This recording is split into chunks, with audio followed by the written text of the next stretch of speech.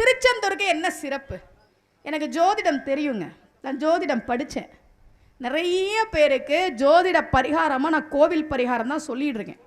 இப்போ புதுசாக ஜோதிடர்கள் பரிகாரம் சொல்கிறாங்க. பணம் சேரணுமா, சிவப்பு கலரில் பர்ஸ் வைங்க, இது பரிகாரங்க.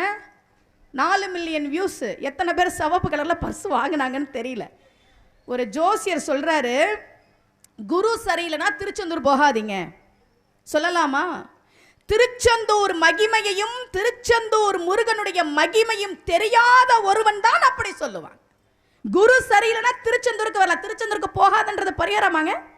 என்கிட்ட ஜோதிடம் பார்க்க வந்தவர் சொன்னார், குரு சரியில்லை அதனால திருச்செந்தூர் பக்கம் போயிடாதீங்கன்னு ஜோசியர் சொன்னார். சரி, வேற என்ன பரிகாரம் சொன்னாருன்னு, ஒரு குடம் வாங்கி உடைங்க சரியா போயிடுன்னு சொன்னார். ஒரு குடத்து மேலே இருக்கிற நம்பிக்கை, உடஞ்சு போகிற குடத்து மேலே இருக்கிற நம்பிக்கை எங்கள் முருகன் மேலே இல்லாமல் போச்சா மக்களுக்கு? மக்கள் விழிப்போட இருங்க. முருகனை கையெடுத்து கும்பிட்டா எவ்வளோ பெரிய தலை எழுத்து மோசமாக இருந்தாலும் மாறும். நான் சொல்லலை, அருணகிரியார் சொல்கிறேன்.